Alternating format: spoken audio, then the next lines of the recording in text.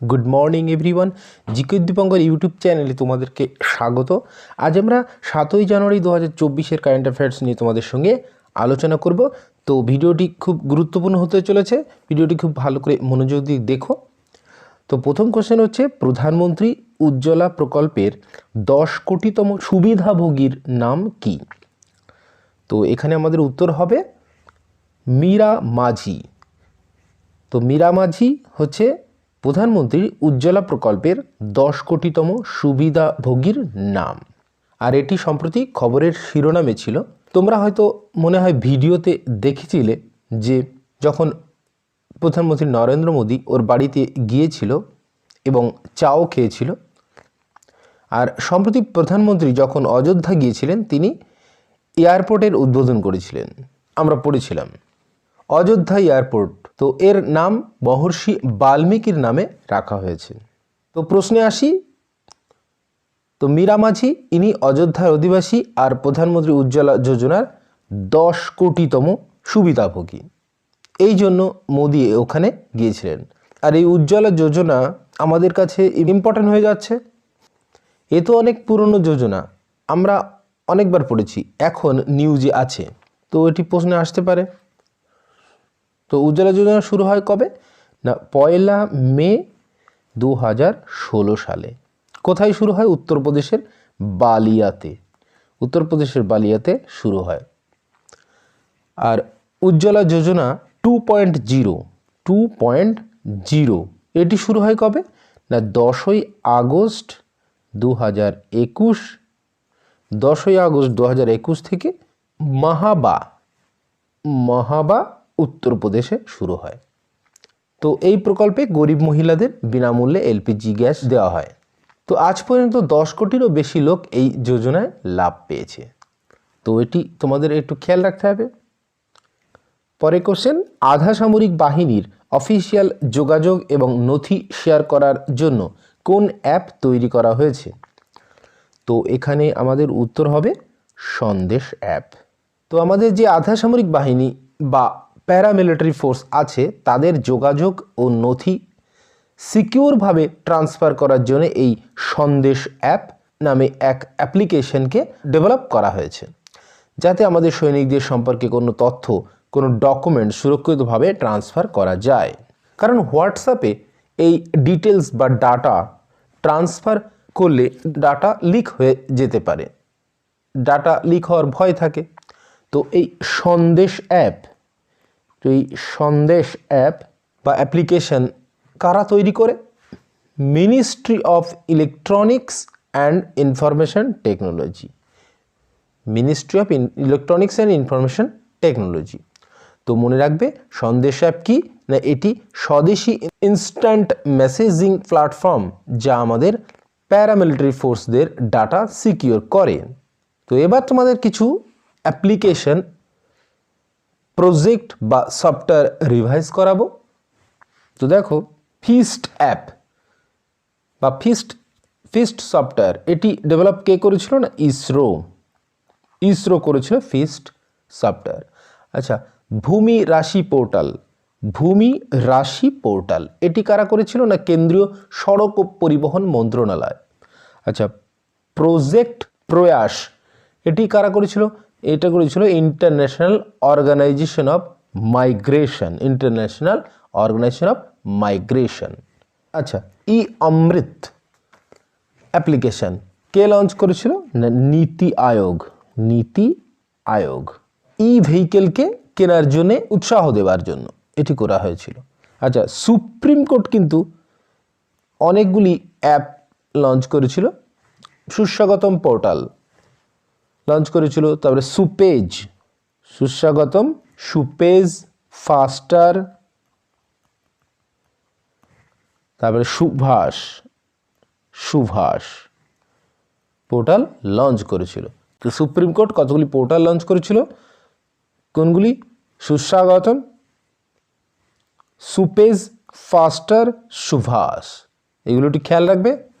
আচ্ছা, নিদান portal launch করেছিল নারকোটিক্স কন্ট্রোল ব্যুরো। আচ্ছা, টেক্সটাইল মিনিস্ট্রি কি অ্যাপ লঞ্চ করেছিল? পাঠ মিত্র অ্যাপ্লিকেশন লঞ্চ করেছিল? উদ্গম পোর্টাল কে লঞ্চ করেছিল? আরবিআই উদ্গম পোর্টাল লঞ্চ করেছিল কি জন্য? না বেআইনি টাকার মালিককে খোঁজার জন্য। আচ্ছা, প্রজেক্ট উদ্ভব কাদের ছিল একটি? না ইন্ডিয়ান আর্মির ছিল প্রজেক্ট উদ্ভব। আচ্ছা, সারথি অ্যাপ্লিকেশন কে লঞ্চ করেছিল? সেবি লঞ্চ করেছিল। আচ্ছা, ইউজিসি কিন্তু তিনটি পোর্টাল লঞ্চ করেছিল। একটি হচ্ছে সিইউ চয়ন পোর্টাল, উৎসাহ পোর্টাল, সমাধান পোর্টাল। তাহলে সিইউ চয়ন পোর্টাল, উৎসাহ পোর্টাল এবং সমাধান পোর্টাল লঞ্চ করেছিল ইউজিসি। তো এগুলোটি খেয়াল রাখবে। পরে কোশ্চেন, ন্যাশনাল লিগ্যাল সার্ভিসেস অথরিটির ভারপ্রাপ্ত চেয়ারম্যান কে নিযুক্ত হলেন? তো এখানে আমাদের উত্তর হবে বি সঞ্জীব খান্না। তো সম্প্রতি রাষ্ট্রপতি দ্রৌপদী মুর্মু সুপ্রিম কোর্টের দ্বিতীয় সিনিয়র বিচারপতি সঞ্জীব খান্নাকে ন্যাশনাল লিগ্যাল সার্ভিস অথরিটির চেয়ারম্যান নিযুক্ত করেছেন এবং তিনি সঞ্জয় কৃষ্ণন কল এর স্থানে নিযুক্ত হয়েছেন। নালসা হচ্ছে ন্যাশনাল লিগ্যাল সার্ভিস অথরিটি। এর মানে কি? মানে হচ্ছে রুলস অনুসারে নালসা মানে ন্যাশনাল লিগ্যাল সার্ভিসেস অথরিটি এর কার্যকরী চেয়ারম্যান পদে সুপ্রিম কোর্টের দ্বিতীয় বয়স্ক বিচারপতিকে নিযুক্ত করা হয়। তো এই নালসা এর মুখ্য সংরক্ষক ভারতের চিফ জাস্টিস অফ ইন্ডিয়া, যিনি বর্তমানে আছেন DY চন্দ্রচূড়। আচ্ছা, নালসা শুরু হয় কবে? না 1995 সালের 9 নভেম্বর থেকে শুরু হয়। এর হেডকোয়ার্টার কোথায়? হেডকোয়ার্টার হচ্ছে নিউ দিল্লি। আচ্ছা, এই নালসা গঠিত হয় 1987 সালের অ্যাক্ট অনুসারে। এবার আমি অপশানগুলো একটু দেখি না। তোমরা জানো যে প্রমোদ আগরওয়াল তিনি সম্প্রতি BSE অর্থাৎ বোম্বে স্টক এক্সচেঞ্জের চেয়ারম্যান হয়েছেন। তারপর সারাং দেব হচ্ছে ওয়ার্ল্ড হেলথ অর্গানাইজেশনের টিবি পরামর্শদাতা। টিবি পরামর্শদাতাদের মধ্যে একজন হচ্ছে সারাং দেব। আচ্ছা, আরেকটি অপশন হচ্ছে ইন্দ্রমণি পান্ডে। ইন্দ্রমণি পান্ডে কি? ইন্দ্রমণি পান্ডে হচ্ছে বিমস্টেকের মহাসচিব। হচ্ছে ইন্দ্রমণি পান্ডে। তো প্রতিটা কোশ্চেন কিন্তু ইম্পর্টেন্ট, তো এগুলোটি খেয়াল রাখবে। পরে কোশ্চেন, পাকিস্তানের নির্বাচনে প্রথমবারের মতো একজন হিন্দু নারী মনোনয়ন জমা দিয়েছেন, তার নাম কি? তার নাম হচ্ছে ডক্টর সাভেরা প্রকাশ। তো পাকিস্তানের ইতিহাসে এই প্রথমবার যেখানে কোনো হিন্দু মহিলা ইলেকশনে লড়তে যাচ্ছে। পাকিস্তানের এটা ইতিহাসের রেকর্ড, যেখানে কোনো সরকার 5 বছর কার্যকাল সম্পন্ন করতে পারেনি, কিন্তু এবার 2024-এ হওয়া ইলেকশনে আমরা দেখছি প্রথমবার কোনো হিন্দু মহিলা ইলেকশনে লড়তে যাচ্ছে। তো তোমরা জানো যে পাকিস্তান সম্প্রতি নিজেদের মাল্টি রকেট লঞ্চ করেছে, যেটি নাম হচ্ছে ফেট-2, যেটির নাম হচ্ছে ফেট-2, রেঞ্জ হচ্ছে 400 কিলোমিটার। তো এই সঙ্গে তোমাদের এও বলি যে এবছর পাকিস্তানের সর্বোচ্চ সম্মান নিশান-ই-পাকিস্তান কে হয়েছেন ডক্টর সৈয়দিনা মোফাদ্দল সৈফুদ্দিন নিশান-ই-পাকিস্তান হয়েছেন। এবার আমরা অপশানগুলি দেখি। আচ্ছা, গীতিকা শ্রীবাস্তব হচ্ছে পাকিস্তানে ভারতের প্রথম মহিলা হাই কমিশনার। আর আয়েশা মালিক হচ্ছে পাকিস্তানে প্রথম মহিলা সুপ্রিম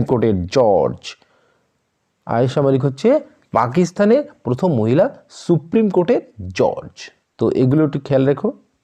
পরে question, all India rubber industry অ্যাসোসিয়েশনের সভাপতি কাকে করা হয়েছে? তো এখানে আমাদের উত্তর হয়ে যাবে শশী সিং। তো শশী সিংকে অল ইন্ডিয়া রাবার ইন্ডাস্ট্রি অ্যাসোসিয়েশনের সভাপতি করা হয়েছে। আর ইনি কার জায়গায় আসছেন? ইনি আসছেন রমেশ কেজরিওয়াল স্থানে আসছেন এই শশী সিং। তো all India rubber industry association কত সালে প্রতিষ্ঠিত হয়? 1945 সালে প্রতিষ্ঠিত হয়। আর এটি একটি অলাভজনক সংস্থা যা ভারতের রাবার শিল্প ও বাণিজ্যের প্রতিনিধিত্ব করে। তো গুরুত্বপূর্ণ অ্যাপয়েন্টমেন্ট এটি, খেয়াল রেখো। রাবার থেকে তোমাদের মনে থাকবে ভারতের সবচেয়ে বড় রাবারের বাঁধ উদ্বোধন করা হলো কোথায়? না, বিহারে। বিহার কোন নদীতে? ফল্গু নদীতে ভারতের সবচেয়ে বড় রাবারের বাঁধ উদ্বোধন করা হয়েছে। আচ্ছা, বিশ্বের প্রথম জেনেটিক্যালি মডিফাইড রাবারের গাছ কোথায় লাগানো হলো? না, আসামে লাগানো হলো। এবার আমি তোমাদের গুরুত্বপূর্ণ গবেষণা কেন্দ্র বা রিসার্চ সেন্টারগুলি নিয়ে একটু রিভাইজ করাবো। তার পূর্বে আমরা অপশানগুলো একটু দেখে নিই। অপশানগুলো হচ্ছে আনিস শাহ। আনিস শাহ হচ্ছে ফিকি এর নতুন প্রেসিডেন্ট। আচ্ছা, রঘু শ্রীনিবাসন হচ্ছে BRO অর্থাৎ বর্ডার রোড অর্গানাইজেশনের নতুন চিফ হয়েছে। আর নীতিন গুপ্তা হচ্ছে CBDT অর্থাৎ সেন্ট্রাল বোর্ড অফ ডাইরেক্ট ট্যাক্সের নতুন প্রেসিডেন্ট হয়েছে। প্রতিটি অ্যাপয়েন্টমেন্ট কিন্তু ইম্পর্ট্যান্ট, তো এগুলো খেয়াল রাখবে। তো এবার চলো গবেষণা কেন্দ্র। মশলা গবেষণা কেন্দ্র কোথায়? না, কেরালার কোঝিকোডে হচ্ছে মশলা গবেষণা কেন্দ্র। চামড়া গবেষণা কেন্দ্র চেন্নাইয়ে রয়েছে। অরণ্য গবেষণা কেন্দ্র রয়েছে দেরাদুনে। আলু গবেষণা কেন্দ্র রয়েছে হিমাচল প্রদেশের সিমলাতে। ডেয়ারি অর্থাৎ দুধ গবেষণা কেন্দ্র রয়েছে গুজরাটের কারনালে। চাল গবেষণা কেন্দ্র রয়েছে উড়িষ্যার কটক শহরে। তো প্রতিটি কোশ্চেন কিন্তু ইম্পর্ট্যান্ট, তো একটু খেয়াল রাখবে। পরে কোশ্চেন, কে তুষার চিতাবাঘকে জাতীয় প্রতীক হিসেবে ঘোষণা করেছে? তো এখানে আমাদের উত্তর হবে কিরগিজস্তান। তো সেন্ট্রাল এশিয়ার দেশ হলো কিরগিজস্তান, যারা তুষার চিতাবাঘ বা স্নো লেপার্ডকে তাদের জাতীয় প্রতীক হিসেবে মনোনীত করেছে। আর তোমাদের মনে থাকবে 2013 সালে এই দেশে তুষার চিতাবাঘ সংরক্ষণের জন্য বিশকেক ঘোষণাপত্র আনা হয়েছিল। আর তুষার চিতাবাঘের বিজ্ঞানসম্মত নাম এটিও কিন্তু এক্সামে আসতে পারে, কারণ সম্প্রতি নিউজে রয়েছে এই তুষার চিতাবাঘ নাম হচ্ছে প্যান্থেরা আনসিয়া বা আনকিয়া। আর এখানে কেন স্নো লেপার্ড খবরের শুনে রয়েছে? কারণ সম্প্রতি একে রাজ্যের পশু হিসাবে বা স্টেট অ্যানিমাল হিসেবে কে ঘোষণা করেছে? তো স্টেট অ্যানিমাল হিসেবে ঘোষণা করেছে লাদাখ। তো স্নো লেপার্ড অলরেডি হিমাচল প্রদেশের স্টেট অ্যানিমাল। আর তোমাদের মনে আছে যে ভারতের ন্যাশনাল অ্যাকোয়াটিক অ্যানিমাল কি? না, গঙ্গা নদীর ডলফিন, ন্যাশনাল অ্যাকোয়াটিক অ্যানিমাল। আচ্ছা, আরেকটি স্টেট অ্যাকোয়াটিক অ্যানিমাল করেছে, সেটি উত্তরপ্রদেশ। এখানে আমরা স্নো লেপার্ডের কথা বলছি। তো একজনের নাম তোমাদের কিন্তু মনে থাকবে, তার নাম হচ্ছে চারু দত্ত মিশ্র। ইনি স্নো লেপার্ড সংরক্ষণবাদী। আর কিছুদিন পূর্বে ইনি একটি পুরস্কার পেয়েছে, তার নাম হচ্ছে ভিটেল গোল্ড অ্যাওয়ার্ড। তো ইন্টারন্যাশনাল স্নো লেপার্ড ডে কবে পালন করা হয়? 23শে অক্টোবর। এটি একটু খেয়াল রাখবে। কিন্তু এখানে কিরগিজস্তানের কথাও তো বলা হয়েছে। এই হলো ম্যাপে আমাদের কিরগিজস্তান। তো এর রাজধানী কি? রাজধানী বিশকেক। মুদ্রা কিরগিজস্তানি সোম। আর প্রেসিডেন্ট হচ্ছে সাদর জ্যাপারোভ। আচ্ছা, তোমরা বলো তো কিরগিজস্তানের সঙ্গে আমরা কোন মিলিটারি এক্সারসাইজ করি? খঞ্জোর মিলিটারি এক্সারসাইজ করি। তো এগুলো একটু খেয়াল রাখবে। প্রতিটা কোশ্চেন কিন্তু ইম্পর্ট্যান্ট, পরীক্ষা আসার খুব সম্ভাবনা রয়েছে।